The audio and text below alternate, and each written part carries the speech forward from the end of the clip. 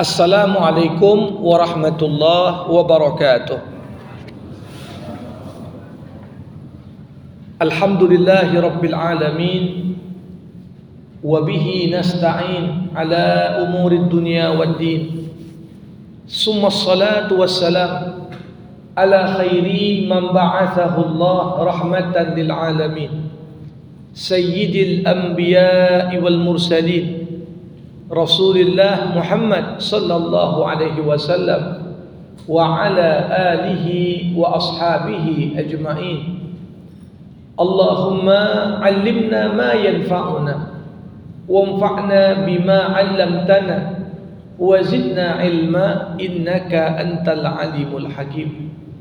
Bapak-bapak, ibu-ibu, saudara-saudari jamaah fardu subuh as-shaimin was-shaimat rahimakumullah. Bersyukur kita kepada Allah di pagi hari yang berbahagia ini, kita semua masih dalam kondisi sehat walafiat.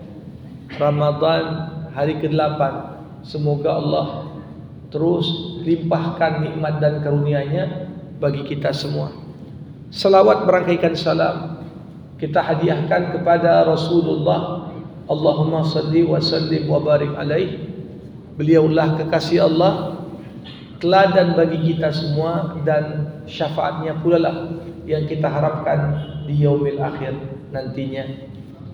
Jamaah rahimakumullah, kita masih dalam kajian seputar hadis merujuk kepada kitab Bulughul Maram karya Imam Ibnu Hajar Al-Asqalani, dan kita masih membersamai babuz zikri wal du'a, bab yang menghimpun hadis-hadis mengenai zikir dan doa. Hadis yang akan kita kupas bersama pada pagi hari ini, wa an Abi Hurairah radhiyallahu anhu qala qala Rasulullah sallallahu alaihi wasallam, ma qa'ada qaumun maq'ada lam yazkurullaha fi wa lam yusallu ala nabi sallallahu alaihi wasallam illa kana alaihim hasratan yaumal qiyamah. Akhrajahu at-Tirmidzi wa qala hasan. Dari Abu Hurairah radhiyallahu an, Rasulullah Muhammad sallallahu alaihi wasallam bersabda, suatu kaum yang duduk di antara suatu tempat, namun mereka tak berzikir kepada Allah dan tidak membaca salawat kepada Rasulullah, maka sungguh mereka akan ditimpakan penyesalan pada hari kiamat. Hadis hasan riwayat Imam At-Tirmidzi. Jamaah rahimakumullah, kalau di jumpa kita yang terakhir kita telah mengisyaratkan tentang keutamaan sekelompok orang berkumpul di sebuah majlis, berzikir kepada Allah, membaca ayat Al-Quran, mengkaji firman-firman Allah sebagai cara kita mengingat Allah. Dan pada hadis yang kita kaji sebelumnya terdapat isyarat tentang disyariatkannya zikir berjemaah, berkumpul bersama. Nah, pada hadis ini ingin digambarkan tidaklah berkumpul sekelompok orang di sebuah tempat, mereka duduk bersama, namun pertemuan itu dari awal hingga akhir tidak ada sedikit pun semua yang berhadir di majelis itu apakah mengingat Allah dengan zikir mutlak, apakah mengingat Allah dengan membaca ayat suci Al-Quran, apakah mengingat Allah dengan bertadarus bersama, apakah mengingat Allah dengan mengkaji ilmu-ilmu syara'. Tidak pula mereka yang berkumpul itu berselawat kepada Rasulullah. Ya. Maka dikatakan bahwasanya kelompok yang berkumpul itu akan mengalami penyesalan, ya, pada hari kiamat kelak. Nah, ini menunjukkan satu keutamaan kita mengisi setiap momentum kita berkumpul, momentum kita duduk bersama, ya, apakah di awal, apakah di akhir, apakah di pertengahan. Yang jelas tidaklah orang-orang yang beriman berkumpul kecuali dalam kumpul mereka itu perlu ada nilai zikir dan salawat. Jamaah rahimakumullah. Jadi tentunya keutamaan berzikir, lam yazkurullaha fih, mereka tak ingat Allah di sana. Ini menunjukkan pada kita ketika kita berkumpul, apakah keseluruhan berzikir atau sebahagian berzikir? Karena ada juga amalan yang dikerjakan sebahagian juga ikut dapat memberikan kebermanfaatan untuk kesemuanya secara kolektif. Jadi digambarkan seorang yang duduk berkumpul dengan yang lain, maka di sini mereka sangat dianjurkan, diperintahkan untuk di antara sela-sela pembahasan mereka dalam himpunan dan majelis itu tetap tidak kosong dari berzikir kepada Allah dengan beragam bentuknya, dengan beragam kaifiat yang ada, ya, seminimal-minimalnya tentunya zikir dalam hati. Apakah minimal, ya, dibuka majelis itu, diajak orang untuk berkontemplasi, untuk mengingat apa-apa yang sudah Allah Subhanahu wa taala berikan dari nikmat dan karunia kepada semua yang berhadir di sana. Ini bagian dari zikir. Ya.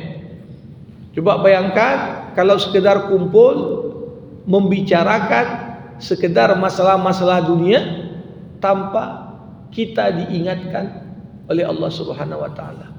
Makanya dikatakan pula sebaik-baiknya teman yang dengannya kita berkumpul, dikatakan oleh para ulama, sebaik-baiknya teman adalah orang yang selalu mengingatkanmu tentang Allah dan bagaimana kondisi orang yang bersangkutan selalu mengingatkanmu kepada Allah. Jadi apakah ucapannya yang mengingatkan kita pada Allah, atau hay'ah atau hal, kondisi di mana orang itu berada. Kadang-kadang ketika kita bersama teman, dia duduk dengan menjaga pandangan saja, itu sudah mengingatkan kita pada Allah. Enggak perlu dia ngomong, jaga pandanganmu. Dengan lihat dia tidak sembarangan melemparkan pandangannya kepada orang lain. Ketika kita bersama dengan seseorang yang boleh jadi dia jaga betul lisannya, ya, tidak begitu duduk langsung ceritakan aib si fulan, bongkar kekurangan si alan, kemudian cerita lagi tentang gibah orang yang tak disukainya dan lain sebagainya. Dengan dia tak mengatakan apapun, tapi kondisinya saat duduk bersama kita sudah menggambarkan keteladanan bagaimana seharusnya seorang itu mengingat Allah, menyibukkan diri dengannya. Ini pun sudah bisa menghindarkan kita. Jadi bukan hanya hadis ini mengisyaratkan pentingnya kita berzikir, tapi di dalamnya juga terkandung pentingnya ketika kita berkumpul, hendaklah berkumpul bersama kita orang-orang yang ucapannya mengajak kita berzikir, atau minimal kondisi zahirnya membuat kita senantiasa ingat kepada Allah Subhanahu wa taala. Jadi kumpul, nilai satu perkumpulan bukan banyak orangnya atau tidak, tapi bagaimana ketika kita bersama mereka orang-orang yang kita berkumpul dengannya, membawa peningkatan pada iman dan ketakwaan kita, bukan hanya dari ucapannya tapi dari hay'ahnya. Hay'ah dalam pengertian bagaimana sikapnya, bagaimana perilakunya, bagaimana dia menjaga aturan dan batasan, aturan hukum-hukum Allah. Ini juga masuk di dalamnya makna zikir dalam konteks yang lebih umum. Ya. Bayangkan kita duduk sama orang, dari pertama datang sudah membuka majelis ghibah, sudah membuka majelis gosip, sudah membuka majelis mengumpat sana, menghantam sini, memfitnah sana. Nah ini walaupun esensinya ya, seseorang itu boleh jadi membuka majelisnya dengan bismillah atau dengan kata-kata zikir, tapi kalau di dalamnya kondisi yang dialami semua orang yang berkumpul di majelis itu tidak mencerminkan mereka mengingat Allah, takut melanggar batasan dan aturannya, ya, maka sesungguhnya itulah majelis yang dapat membawa pada penyesalan pada hari kiamat. Jadi zikir di sini jangan dipahami sebatas zikir lisan, tapi zikir yang paling utama adalah ketika hati selalu terikat dengan Allah. Ketika hati menjadi benteng di saat ada anggota tubuh yang lain ingin melakukan kemaksiatan dengan caranya masing-masing. Mata bermaksiat dengan memandang yang haram, tangan bermaksiat dengan mengambil yang bukan haknya, telinga bermaksiat dengan membuka lebar-lebar pendengaran untuk mendengar fitnah, mendengar gosip, mendengar hoax dan lain sebagainya. Begitu juga seluruh anggota tubuh duduk di majelis yang penuh dengan kesia-siaan. Ini juga menggambarkan tidak adanya nilai zikir kepada Allah Subhanahu wa taala. Bapak Ibu rahimakumullah. Jadi tak terbayangkan majelis tidak ada zikir, tidak ada mengingat Allah, tidak ada memuja dan memuji Allah, tidak menyebutkan ayat dan asmanya, kecuali majelis itu dianggap majelis yang sia-sia. Dan orang yang beriman di dalam banyak ayat senantiasa diingatkan untuk berpaling dari majelis yang penuh kesia-siaan. Wa idza marru bil laghwi marru kirama. Ketika orang-orang beriman lewat dengan tempat di situ banyak kesia-siaan, banyak senda gurau yang jauh dari kata mengingat Allah Subhanahu wa taala, marru kirama. Mereka melewati tempat itu dengan penuh kemuliaan. Maksudnya apa? Enggak singgah dia ke tempat itu, sehingga waktunya sia-sia, habis. Dia juga ikut tercebur pada majelis yang tak bermanfaat. Qad aflahal mu'minun alladzina hum fi salatihim khashi'un walladzina hum anil lagwi mu'ridun. Sukseslah orang-orang yang beriman. Mereka lah orang yang khusyuk dalam solatnya, dan mereka orang-orang yang selalu berpaling dari kesia-siaan. Nah, di sini juga jadi majelis tidak ada menyebut nama Allah di sana. Itu majelis yang sia-sia. Dan orang yang beriman tentunya tidak mau menghabiskan waktu untuk kesia-siaan. Apalagi di dalam majelis itu bukan hanya tak mengingat Allah, bahkan sampai kepada tingkat memperolok ayat-ayat Allah. Wa idza ra'aital ladzina yaquduna fi ayatina fa'rid anhum hatta yaqudu fi haditsin ghairi. Kalau kau lihat ada sebuah tempat orang berkumpul di situ membicarakan ayat Allah sambil memperoloknya. Ini walaupun ngaji, ya, mengkaji tentang ayat, Tapi kalau tujuan mengkaji ayat bukan untuk memuliakan ayat, bukan untuk ingat Allah, disebutkannya ayat, tapi untuk ditertawakan ayat itu. Nah, ini juga termasuk seorang tidak boleh yang beriman fa'arid anhum, tinggalkan mereka. Jangan pernah kau mau menceburkan dirimu kepada majlis, bukan hanya tak mengingat Allah, tapi justru memperolok ayat-ayat Allah. Hatta yakhudu fi haditsin ghairi. Baru kau boleh balik kalau mereka sudah ubah topik pembicaraan. Bagaimana ayat-ayat ini menggambarkan kepada kita makna umum dari apa yang disampaikan Rasulullah, bahwasanya tidaklah duduk sekelompok orang di sebuah majlis tidak mengingat Allah. Tidak mengingat Allah bisa diartikan tak berzikir, atau diartikan majlis itu jauh dari mengingat batasan dan aturan Allah. Mana yang boleh, mana yang tak boleh. Ya. Kalau di majlis itu semua yang dilarang Allah dikerjakan, ini juga perlu kita tinggalkan majlis yang demikian. Tak ada manfaat, justru menimbulkan penyesalan. Atau yang ketiga, majlis itu ada menyebutkan ayat Allah, tapi bukan untuk memuliakannya, mengagungkannya, menerapkannya, mengkajinya, tapi sebaliknya, ayat itu dibaca untuk diperolok. Ayat itu disebutkan untuk ditertawakan. Maka jelas sikap orang yang beriman adalah meninggalkan majlis seperti itu. Karena itu dianggap lam yazkurillah fi. Ya. Tidak disebut nama Allah dengan sepantasnya di sana. Bukan hanya terkait dengan masalah zikir, dilanjutkan lagi oleh Rasulullah, walam yusallu ala nabi sallallahu alaihi wasallam.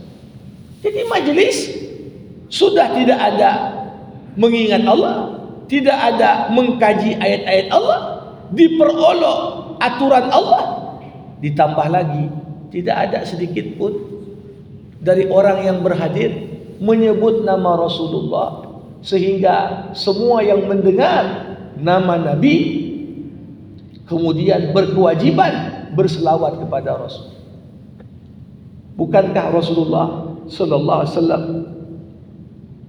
mengatakan, wailun liman dzukirtu indahu wa lam yusalli alaihi. Celakalah mereka yang disebutkan namaku di tengah-tengah mereka, tapi mereka tak berselawat kepadaku. Allahumma salli ala Sayyidina Muhammad wa ala ali Sayyidina Muhammad. Jadi ini keberkahan majlis ada pada zikir mengingat Allah, ada pada mengingat Rasulullah dan mengagungkannya dengan cara apa? Berselawat kepadanya. Jamaah rahimakumullah. Berselawat kepada Rasulullah dalam pengertian umumnya bukan sekedar baca selawat saja, tapi maksud dari hadis ini secara umum, tiap majlis hendaknya kita sampaikan apa yang Allah sampaikan, apa yang hadis Nabi Muhammad sabdakan. Ya. Jadi sebaik-baiknya hadis apa? Hadis yang di dalamnya ada qala Allah, Allah berfirman, qala Rasul, Rasulullah bersabda. Kalau sebuah majlis dari awal sampai akhir cuman cerita ketawa-ketawa, tidak ada sedikit pun diingatkan kita tentang hak Allah, tidak ada sedikit pun diingatkan kita tentang hak Rasulullah, maka majlis itu gambaran majlis yang penuh kesia-siaan. Jadi walam yusalli alaihi. Bayangkan jamaah rahimakumullah, terkait keutamaan berselawat kepada Rasulullah. Bahkan di dalam surah Al-Ahzab Allah katakan, innallaha wa malaikatahu yusalluna 'alan nabi ya ayyuhalladzina amanu sallu 'alaihi wa sallimu taslima. Pada kesemua ayat Kata ya ayyuhalladzina amanu selalu ditaruh di awal ayat, kecuali di ayat ini. Kita bisa cek ada seratusan ayat dalam Al-Quran yang ada kata-kata ya ayyuhalladzina amanu selalu disebutkan di awal ayat. Tapi di ayat ini enggak. Allah Subhanahu wa taala menyebutkan terlebih dahulu, innallaha wa malaikatahu yusholluna 'alan nabi. Sesungguhnya Allah dan malaikatnya berselawat kepada Nabi. Barulah Allah seru kita, ya ayyuhalladzina amanu shallu alaihi. Wahai orang-orang yang beriman, sebagaimana aku dan malaikatku berselawat kepada Nabi, kalian juga selawatlah untuknya. Shallu alaihi wasallimu taslima, dan ucapkanlah salam kepadanya. Jamaah rahimakumullah, para ulama ketika menafsirkan ayat yang tadi saya bacakan menjelaskan, walaupun disebutkan ada tiga pihak yang berselawat, ada tiga pihak yang berselawat, ada selawatnya Allah, ada selawatnya malaikat, ada selawatnya orang yang beriman. Tapi selawat berbeda bentuknya sesuai dengan subjeknya. Selawat di sini berbeda bentuk dan maknanya sesuai dengan subjeknya. Ketika Allah yang menjadi subjek, innallah yusalli ala nabi, Allah berselawat pada Nabi, maka selawatnya Allah bukan artinya Allah baca Allahumma sholli ala Muhammad, enggak. Innallah, ketika Allah berselawat maknanya apa? Allah mencurahkan rahmat, Allah membuka ampunan, Allah memberikan kasih sayang kepada kekasihnya. Ini selawat, arti selawat dari sisi Allah. Nah, bagaimana pula dengan malaikat? Wa malaikatahu yusallun. Malaikat juga berselawat. Salawat ketika subjeknya adalah malaikat diartikan dengan malaikat berdoa dan beristighfar untuk Nabi. Kalau Allah diartikan memberikan rahmat, memberikan kasih sayang, menurunkan maghfirah dan rahmatnya untuk Nabi, malaikat beristighfar dan berdoa untuk kebaikan Nabi. Sedangkan salawat dari sisi orang-orang yang beriman, ini yang kemudian ketika para sahabat bertanya kepada Nabi, wahai Rasulullah, kami tahu bagaimana mengucapkan salam kepadamu, assalamu alayka ya Rasulullah, assalamu alayka ya Nabi Allah, bagaimana pula kami berselawat kepadamu? Sahabat bertanya, bagaimana kami berselawat kepadamu? Disitulah Rasulullah Sallallahu Alaihi Wasallam mengajarkan dalam riwayat tentang bacaan salawat Ibrahimiyah. Ya, Allahumma salli ala Sayyidina Muhammad wa ala ali Sayyidina Muhammad kama sallaita ala Sayyidina Ibrahim wa ala ali Sayyidina Ibrahim fil alamin innaka Hamidum Majid. Jamaah rahimakumullah. Jadi majlis jangan sampai kosong, mengingat Allah, menyebut nama Rasulullah, kemudian kita berselawat. Apakah di awal, di akhir, di pertengahan?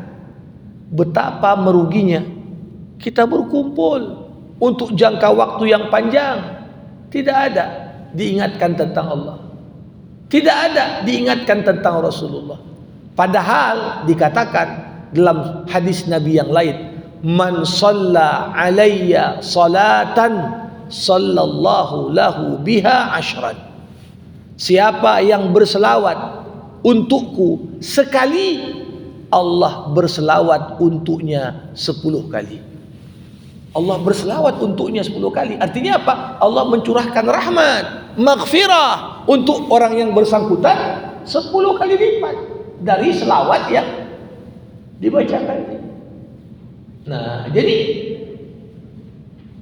ketika berselawat itu bukan hanya menggambarkan rasa cinta kita kepada Rasulullah, tapi selawat itu menggambarkan betapa kita tidak ingin kebaikan demi kebaikan menjauh dari kita. Kalau kita tak berselawat, ya jauhlah kebaikan dari kita. Hilang kesempatan dapat rahmat Allah 10 kali. Man shalla alayya salatan, siapa yang berselawat untukku 1 kali, sallallahu lahu biha asyhad. Allah berselawat dalam pengertian memberikan rahmat dan ampunan untuknya 10 kali. Jadi siapapun yang cinta pada dirinya, ya, memperbanyak selawat kepada Rasulullah.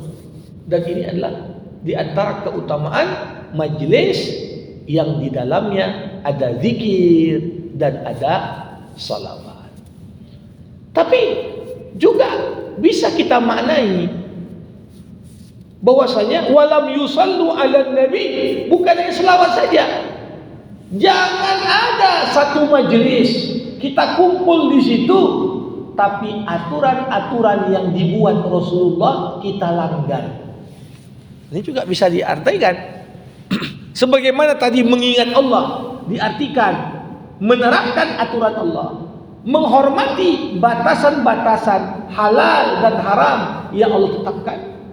Berselawat pada Nabi bisa juga dimaknai dengan bagaimana majlis itu jangan pula dikotori dengan bermaksiat pada Rasulullah.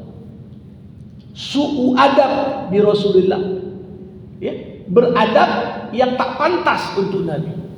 Gimana beradab tak pantas? Banyak sekali bentuk-bentuk adab yang tak pantas kepada Rasulullah. Pertama, ketika sampai kepada kita sebuah hadis yang sahih dari Rasulullah, lantas dengan enteng kita bilang, ya hadis ini kan cocok zaman Nabi aja, nggak cocok lagi zaman sekarang. Nah, ini sudah mau berselawat banyak-banyak, tapi dia mau mengamputasi peran dan kedudukan hadis dalam kehidupan, sama aja kayak seperti nggak selawat. Jadi selawat bukan hanya menyanyi, bukan hanya bersenandung, tapi makna walam yusalli alayya, ya, maknanya apa? Memuliakan, menghormati warisan apa yang diajarkan Rasulullah dari batasan hukum, ya, untuk kita jadikan sebagai pegangan dalam kehidupan kita masing-masing. Ya. Boleh jadi ada hadis-hadis Nabi, akal kita, kemampuan intelektual kita terbatas untuk memahami hakikatnya.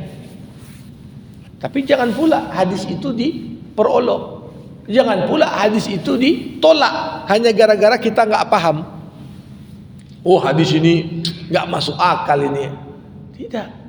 Para hadirin, sebagaimana para ulama sekarang mengungkap begitu banyak ayat-ayat yang mengandung kemukjizatan ilmiah, ya, hadis-hadis Rasulullah yang sahih juga sekarang banyak sekali tersingkap di baliknya fakta-fakta ilmiah yang baru diketahui oleh orang di abad ke-21. Dan masih banyak hadis Nabi yang sampai sekarang kita pun belum mampu untuk memahaminya. Bukan karena hadis itu salah, tapi karena keterbatasan ilmu pengetahuan yang kita miliki, sehingga kita belum tahu. Contoh kecil, di abad ke-20 lalu, bagaimana para orientalis dan orang-orang yang ikut mazhab orientalis, bahkan dari, ya, kalangan, ya, sarjana muslim yang berpikirnya seperti orang barat, itu memperolok bahkan melecehkan hadis Rasulullah yang bunyinya apabila lalat jatuh dalam gelas salah seorang di antara kalian, maka hendaklah ia mencelupkan lalat itu dimasukkan ke dalam air. Karena sesungguhnya kata Rasulullah, di bawah salah satu sayapnya ada racun dan pada sayap yang lain ada penawar. Ini di saat itu tahun 50-an, ya, belum ada kajian ilmiah yang serius tentang masalah ini, sehingga digambarkan untuk apalah Nabi bercerita tentang masalah yang seperti ini dan lain sebagainya.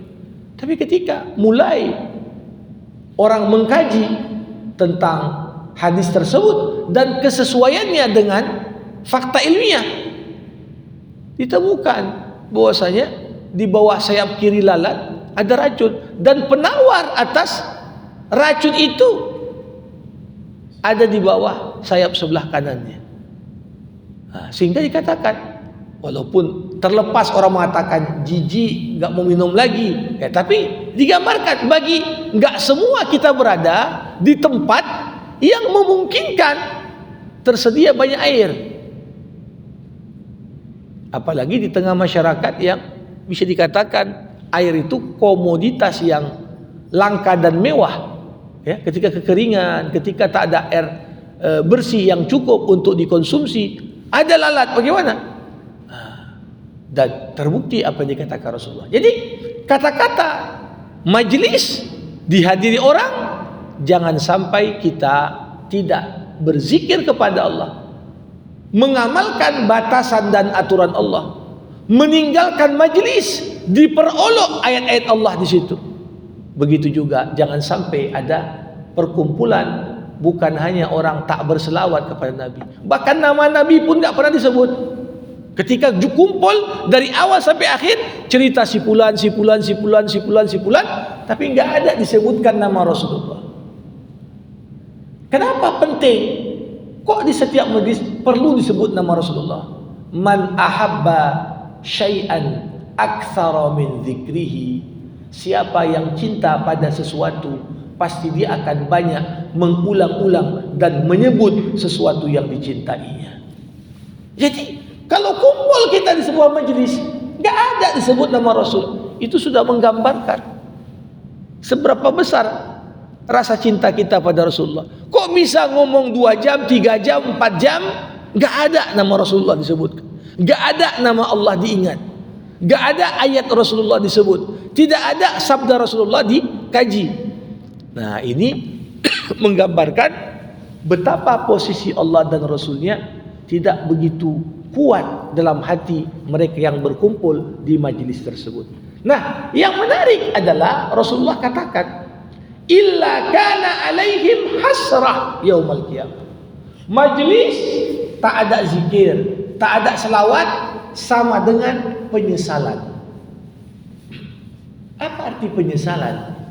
Bapak Ibu, selalu penyesalan itu berkaitan dengan sesuatu yang waktunya telah lampau.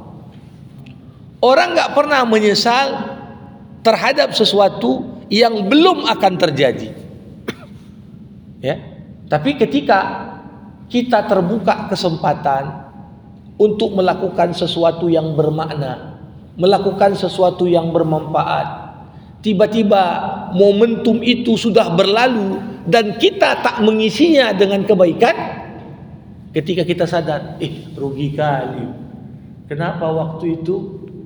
Tak sejauh-jauh ada orang jual tanah, tempat strategis, harga murah, ditawarkan ke kita. Ada uang kita untuk beli. Tapi kemudian kita tak ambil pikir. Udah. Ternyata kemudian setelah tanah itu laku, baru kita nyesal. Aduh, nyesal kali. Seharusnya kalau aku yang beli, udah untung, harganya udah sekian naik. Nah, ini gambaran penyesalan. Nah, penyesalan manusia pada hari kiamat itu 2 bentuknya, Bapak Ibu. Pertama, penyesalan karena mengerjakan sesuatu yang buruk. Penyesalan karena mengerjakan sesuatu yang buruk. Kita nyesal mencuri, kita nyesal berbohong, kita nyesal korupsi, kita nyesal durhaka, kita nyesal, buruk hubungan dengan tetangga. Semua perbuatan buruk menimbulkan penyesalan.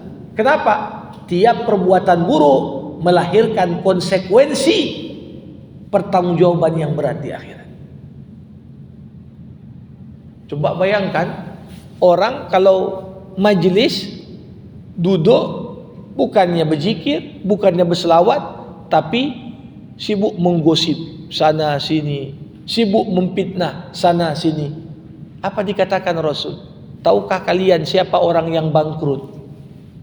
Oh, orang bangkrut di dunia, orang yang utangnya lebih banyak daripada asetnya. Itu orang bangkrut. Bahkan kalau dia juali pun asetnya satu-satu, tak bisa bayar utang. Itu kata sahabat. Rasulullah mengatakan, al-muflisu fil akhirah. Tapi orang yang bangkrut di akhirat beda pula pengertiannya. Dia yang sholat, dia yang zakat, dia yang lakukan ini dan itu dari amal-amal. Tapi di waktu yang bersamaan, si fulan makan harta orang lain dengan cara yang zalim, dia tipu orang lain dengan cara yang tak benar, dia bahkan menggunjing saudaranya, bukan membelanya di majelis yang tidak ada hak bela bagi saudaranya itu. Sehingga akhirnya apa? Ketika pahalanya diberikan kepada orang-orang yang dia aniaya, di momen itu pahala amalnya habis semua, dibagi sebagai kompensasi kepada orang yang dia aniaya selama di dunia. Di momen itu pahala sudah nol, tapi kezalimannya belum habis. Maka di saat itu dosa orang yang dianiaya ditambahkan ke dosa dia. Tambahkan.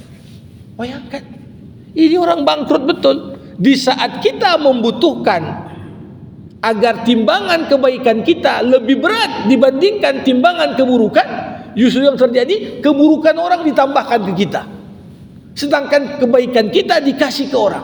Ini orang yang bangkrut. Nah, itu penyesalan karena kita ketika terbuka kesempatan tidak kita manfaatkan kesempatan itu untuk menambah pundi amal. Ketika kumpul tak berzikir, ketika kumpul tak berselawat. Tapi ada penyesalan kedua, Bapak Ibu. Kalau penyesalan orang kafir apa? Nyesal buat ini, buat itu dari kemaksiatan dan kekufuran. Tapi orang yang beriman nanti pada hari kiamat nyesal juga. Tapi nyesal dalam bentuk yang berbeda. Bagaimana penyesal orang yang beriman? Teringat dia waktu majelis kumpul sama kawan-kawan ada berzikir, tapi dia nyesal, kok sikit kali laku berzikir ya di momen itu. Walaupun majelis itu dia isi dengan zikir, tapi ketika dia bandingkan lebih banyak ngawur ngidulnya dibanding zikirnya di majelis itu, sehingga menimbulkan penyesalan juga.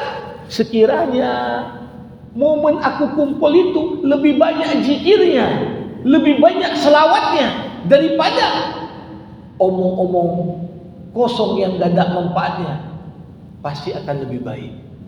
Kan begitu.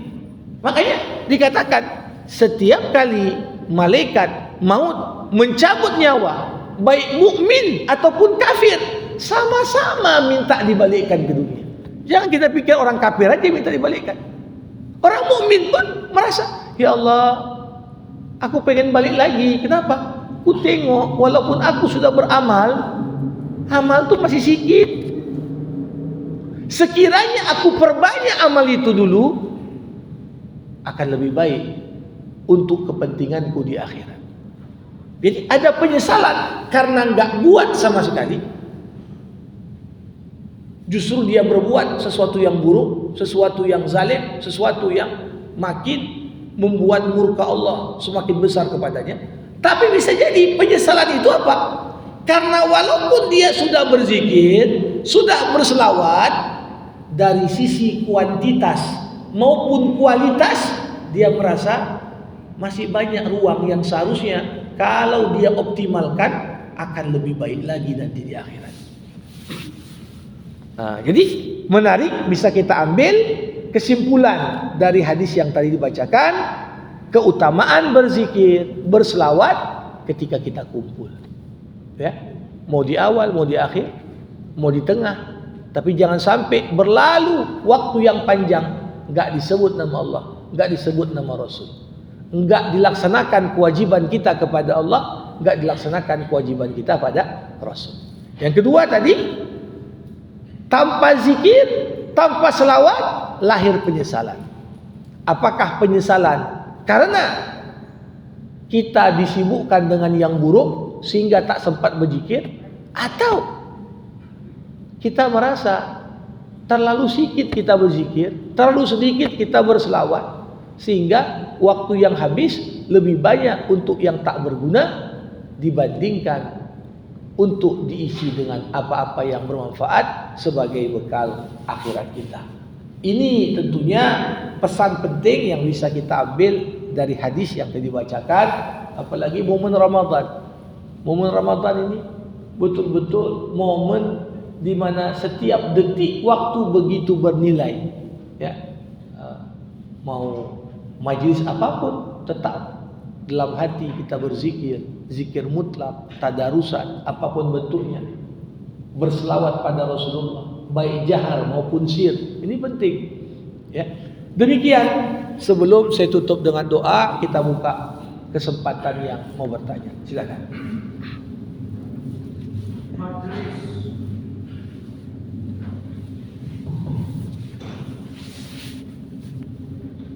Majelis yang tiba-tiba terjadi nggak diundang lah, sebenarnya apa? Ya. Sifatnya muzawarah. Itu aja 3 orang jadi 5, jadi 10 dan sebagainya. Ya. Itu yang dibahas masalah agama, ilmu sedikit-sedikit, bukan yang banyak-banyak kali. Kepleset, jadi pertengkaran, kepleset, gibah, kepleset, melanggar batas-batasan. Terakhir putus silaturahmi. Dendam pula, jangan sholat sampai dia pada itu. Begitu alhamdulillah apalah segala macam. Yang menjadi pertanyaan dari Buya tadi, apakah dengan kita bacakan sholawat itu bisa membentengi kita dari kebutuhan itu semua sehingga kita selamat, terhindar dari akibat hadis yang dibaca menyesal itu ada. Baik. Jamaah rahimakumullah. Mengingat Allah melembutkan hati. Berselawat kepada Rasulullah juga punya dampak besar dalam melembutkan hati.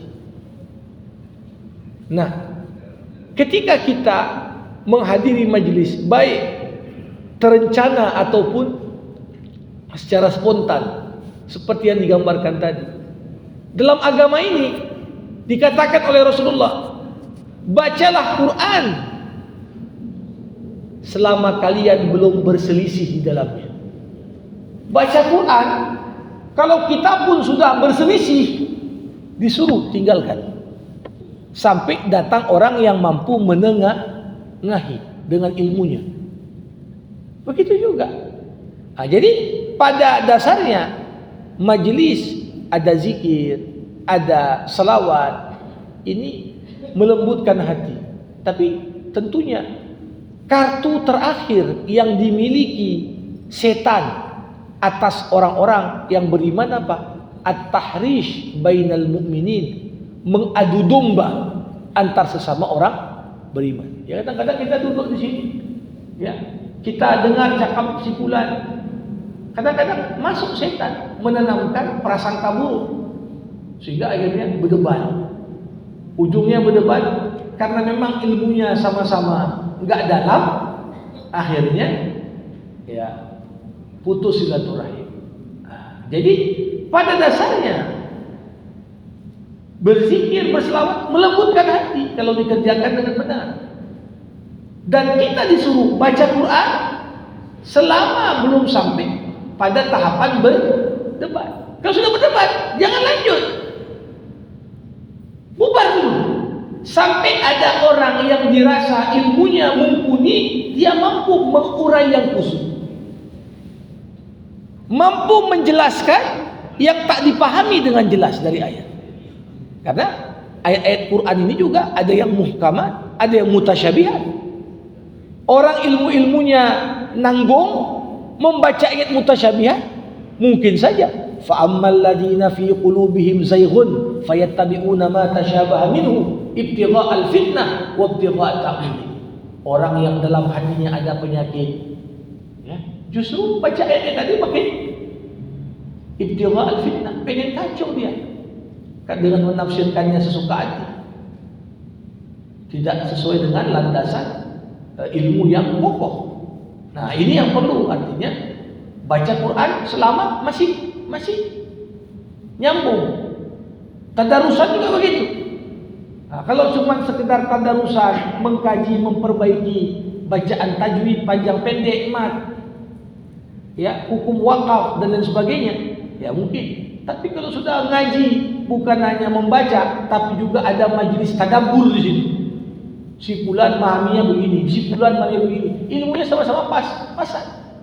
Nah, tinggalkan supaya kita tidak membiarkan setan punya celah untuk masuk yang pada akhirnya dapat menyebabkan putusnya tali silaturahim.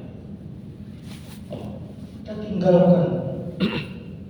Di sisi lain kayaknya nggak beradab terhadap majelis, walaupun Al-Quran, kalau salah saya Al-Baqarah 139 Al-Qasus 55 mengatakan waruna amalu kita tinggalkan ya, tapi kayaknya ada majelisnya ini dan setan nipas lagi. Nah, kalah orang katanya bikin waduh kembali lagi. Gimana? Ya, begini, justru meninggalkan majelis di momen kita merasa kedua kelompok sama-sama dengan keterbatasan argumen tidak bisa sampai pada titik temu dan tak terurai yang kusut, itu adalah bagian dari adab majelis. Itu bagian dari adab. Artinya apa? Ngapain kita paksa mengklirkan yang kita pun tak mampu mengklirkannya?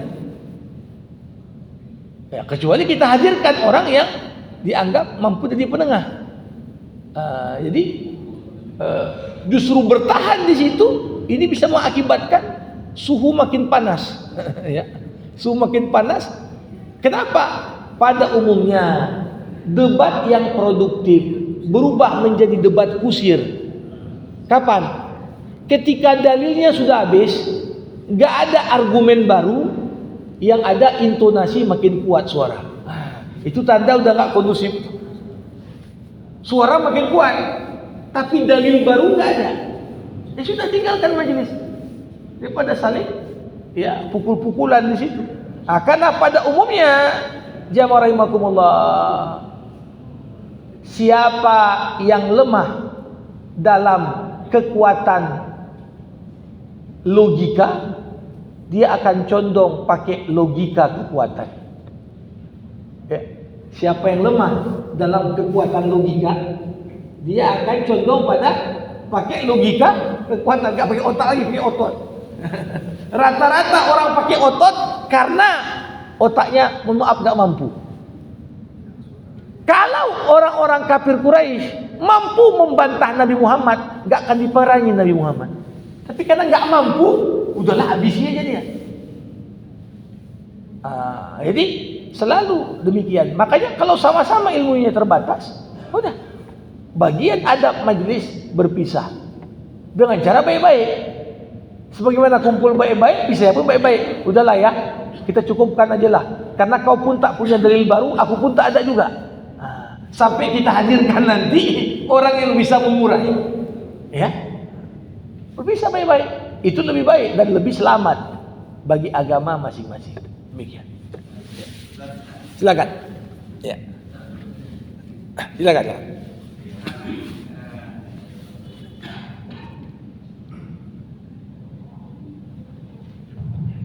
Assalamualaikum warahmatullahi wabarakatuh. Waalaikumsalam warahmatullahi.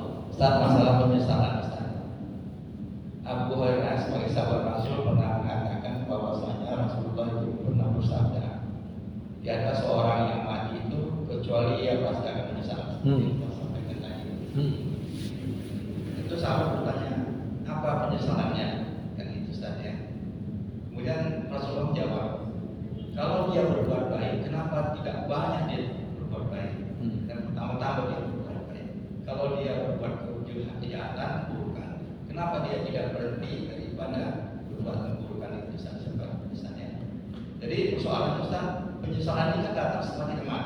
Ya. Bagaimana kira-kira mengatasinya? Apakah setelah kita mati ini bisa diatasi penyesalan? Ya. Kita bisa. Terima kasih. Assalamualaikum warahmatullahi wabarakatuh. Waalaikumsalam. Nah, disinilah pentingnya ayat dan hadis yang mendeskripsikan masa depan supaya kita tak nyesal belakangan. Ya, justru dikasih tahu. Quran mengabadikan pidato iblis di sidang paripurna. Ketika semua orang diminta pertanggungjawaban, orang yang masuk neraka nyesal. Ini gara-gara kami ikut sama iblis. Iblis, kau dapat 2 kali dari dosa yang kami buat. Karena kau yang ngajak kami. Iblis dengan enteng dia ngomong, ya Allah udah berjanji sama kalian. Gak percaya kalian sama janji Allah? Percaya juga kalian sama janjiku? Aku kan tak bisa paksakan apa-apa, kata iblis. Aku pun tak maksa kalian ikut aku. Tapi kalian ingin ikut sendiri. Jangan salahkan aku, salahkan diri kalian. Nah, ini kan belum terjadi. Tapi pasti akan terjadi. Dan rahmat kasih sayang Allah bongkar itu sebelum kejadiannya. Akan ada kejadian seperti ini nanti. Kalau nggak percaya, ya pasti nyesal. Rasulullah juga katakan begitu. Nah, kalau sudah mati, ya nggak ada lagi yang bisa dibuat. Ya, nggak ada lagi yang bisa dibuat. Yang bisa kita buat ketika masih hidup. Bagaimana aku tak jatuh pada kerugian? Makanya jamaah rahimakumullah, itu salah satu poin penting. Imam Syafi'i sempat mengatakan, sekiranya tidak turun dari Al-Quran kecuali surah Al-Asr, niscaya surah itu udah cukup. Itu kata Imam Syafi'i. Kenapa? Wal asri innal insana lafi khusrin. Setiap orang pasti rugi. Kalau udah rugi pasti nyesal. Gimana supaya gak rugi? Illal ladzina amanu wa amilus shalihat wa tawassaw bil haqq wa tawassaw bis sabr. Orang yang habiskan waktunya untuk beriman, beramal soleh, saling menasihati dalam kebenaran, saling menasihati dalam kesabaran. Nah, inilah dia. Kita dalam poin itu supaya kita tak merugi. Nah, jadi kalau sudah mati, ya nggak mungkin. Semua pasti rugi. Dan ya sesuatu yang paling jauh dari kita apa? Masa lalu. Kalau dibandingkanlah 3 hal, masa lalu, masa sekarang, masa depan. Masa lalu itu yang paling jauh. Karena apa yang sudah berlalu gak mungkin kita balik. Masa sekarang itulah modal kita. Masa depan mungkin sampai, mungkin gak sampai. Tapi minimal sebelum kejadian kita sudah buat perencanaan. Nanti kalau momennya begini, aku buat begini, buat begini. Tapi masa lalu yang ada hanya disesali, ditangisi, atau ambil pelajaran dan iktibar supaya tak terulang lagi di masa depan. Nah, jadi yang namanya udah lalu ya nggak mungkin lagi. Ya pasti itu menyesal. Dan disinilah kenapa Allah ceritakan banyak hal-hal belum terjadi tapi pasti terjadi supaya kita terhindar dari penyesalan. Silakan. Waalaikumsalam warahmatullahi. Mohon maaf Ustaz, pertanyaan saya di luar tema yang Pak sampaikan. Ya. Saya ingin bertanya masalah sholat tasbih. Saya berpikir karena almarhum Profesor Wabah ini tidak saya temukan pun satu setelah dengan sholat tasbih. Walaupun ada sahabat Nabi kapan saya habis ini tidak pernah melaksanakan. Terima kasih Ustaz. Assalamualaikum. Bapak Ibu rahimakumullah, yang utama bagi kita adalah berpegang pada apa yang disepakati dan mencoba untuk menghindar apa-apa yang diperselisihkan. Dalil-dalil yang digunakan tentang disyariatkannya salat tasbih sekalipun itu menunjukkan Kalau memang Nabi mengerjakannya sebagai sholat individu, bukan sebagai sholat Jumat. Maka sebenarnya sudah banyak yang mengkritisi, ya, dari sisi kalaupun dikatakan ini sholatnya individu Ustaz, cuma dekat-dekat waktunya. Ini sama juga mengada-adakan ya. Untuk apa dipaksa kalau memang dalilnya tak kuat? Lebih baik kita fokus seperti kekurangan aja sholat sunnah yang lain. Banyak sholat sunnah yang lain pun tak kita kerjakan. Jadi kalau dikatakan tadi ini memang diskursus, tapi yang jelas dari dalil yang ada pun tak mendukung sholat tasbih itu dikerjakan secara berjamaah. Sehingga kalau ditanya kepada penggiat sholat tasbih pun, ini kita buat kok rame-rame siapa berzikir buat tasbih. Ini enggak berjamaah sebenarnya, tapi berdekat-dekatan waktunya ya. Tapi kalau dikomandoi namanya ada jamaah itu, nggak bisa. Ya, demikian tanggapan saya. Waalaikumsalam.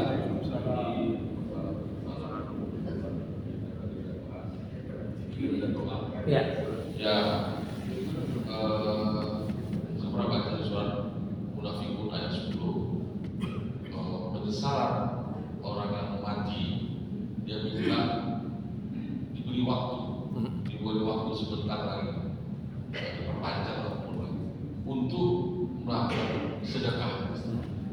Nah, sampai mana manfaat sedekah itu terhadap di dunia dan di akhirat? Ya, Bapak Ibu rahimakumullah. Sedekah sesuai dengan namanya. Tidaklah sedekah dinamakan sedekah kecuali karena sedekah menjadi bukti keimanan.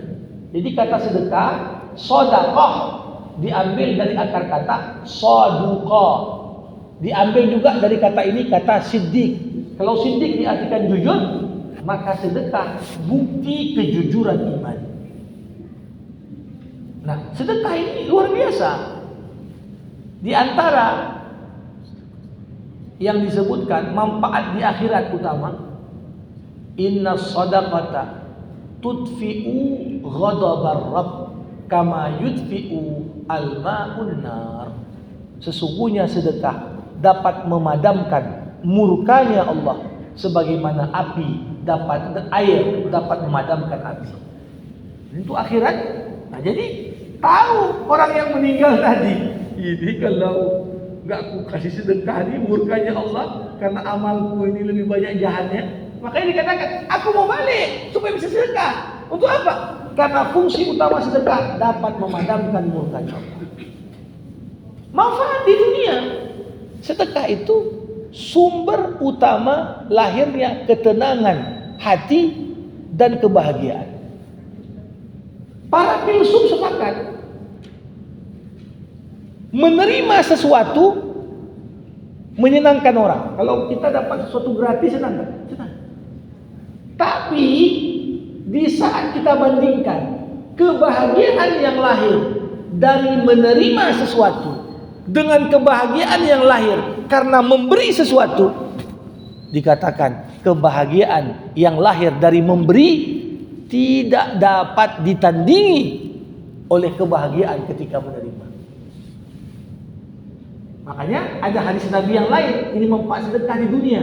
Apa itu?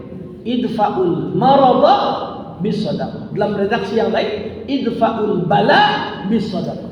Tolaklah penyakit dengan sedekah. Riwayat yang lain, tolaklah bala dengan sedekah. Kalau dibawa kepada penjelasan ilmiah, kenapa? Apa hubungan sehat dengan sedekah?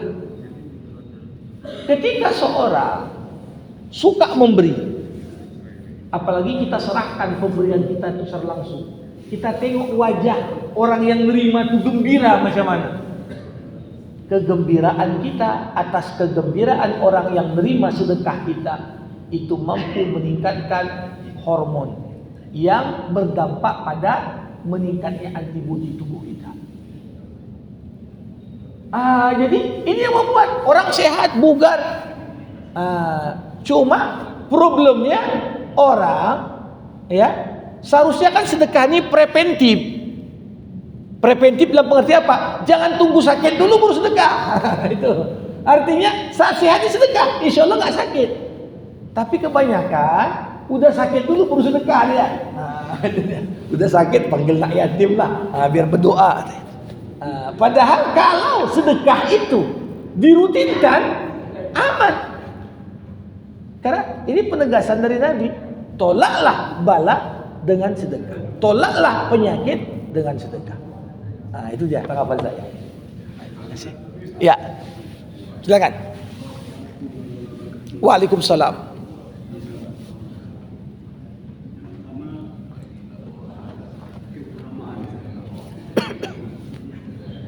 Sebagaimana disampaikan oleh Allah dan Rasul, benar pikirkan bersalawat.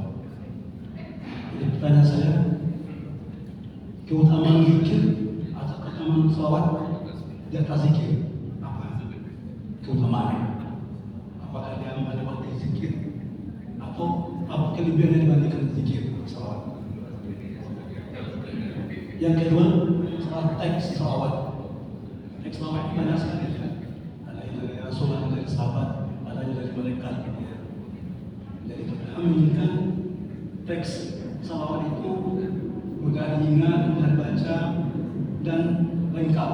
Yang mana kira-kira teks salawat yang mana? Yang ketiga adalah masalah jumlah. Ada juga saya baca hadis jumlah salawat itu ada yang sampai diambil oleh Rasul.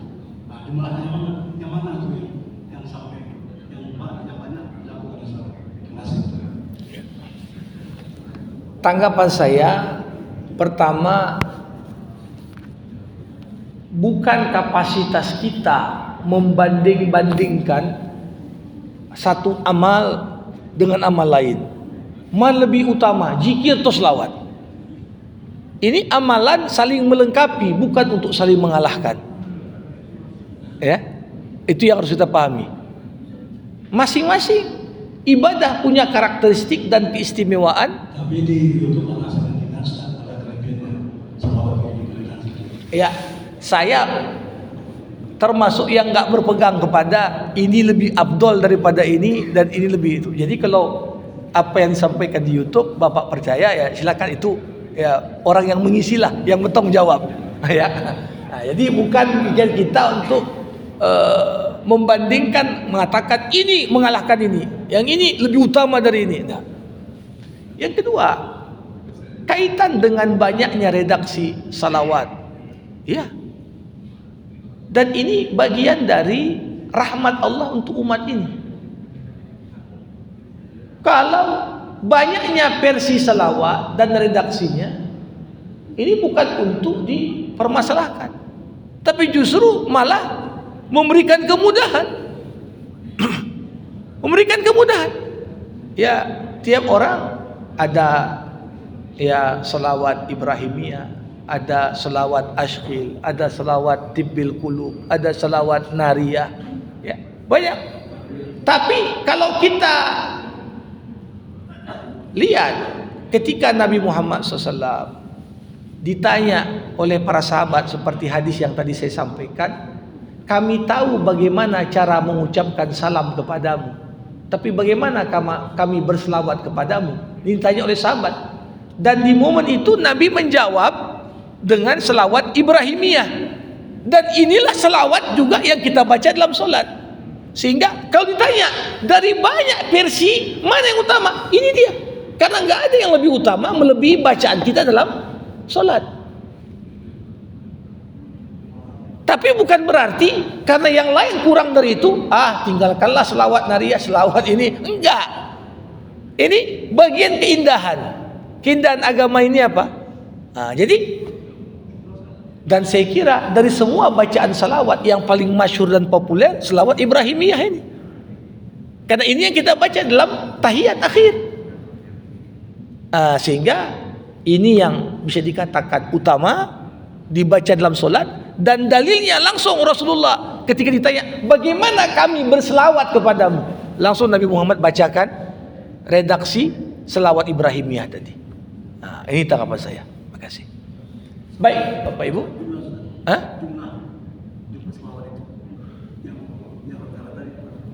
Ya, kalau ditanya jumlah, saya pribadi tidak tahu berapa tepatnya redaksi jumlah salawat. Karena ini, pertama, seperti yang Bapak sampaikan tadi, ada memang beberapa buku yang ditulis dan dikarang, ya, menyebutkan ada selawat yang diajarkan Nabi, ada selawat yang dibuat sahabat. Bahkan tak sampai di situ saja. Dalam kalangan tasawuf itu ada juga selawat-selawat yang didapat bahkan dari mimpi. Ya, kalau mungkin artinya di sini selama di dalam selawat tersebut tidak ditemukan lafaz-lafaz yang bertentangan dengan syariah, pada dasarnya dia boleh untuk dibacakan. Ya. Jadi kalau ditanya berapa jumlah tepatnya, saya tidak tahu secara pasti. Ya, tapi yang jelas itu cukup banyak. Demikian. Alhamdulillahirabbil alamin, hamdan yuwafi ni'amah wa yukafi'u mazidah. Ya Rabbana lakal hamdu kama yanbaghi li jalali wajhikal karim wa li 'azimi sultanik. Allahumma salli ala sayyidina Muhammad wa ashghilil zalimin bil zalimin wa akhrijna min bainihim salimin. Allahumma 'allimna ma yanfa'una wanfa'na bima 'allamtana wa zidna ilma innaka antal alimul hakim. Allahumma akhrijna min dhulumatil jahli wal wahab ila anwaril ma'rifati wal ilm wa min wuhuli syahawat ila jannatil qurbat. Allahumma arinal haqqa haqqan warzuqna ittiba'ah wa arinal batila batila warzuqna ijtinabah. Allahumma ati nufusana taqwaha wa zakkiha anta khairu man zakkaha anta waliyuha wa maulaha. Allahumma khtim lana bi husnil khatimah wa la takhtim alaina illa bi husnil khatimah. Allahumma ja'al jam'ana hadha jam'an marhuma wa tafarruqana min ba'dihi tafarruqan ma'suma.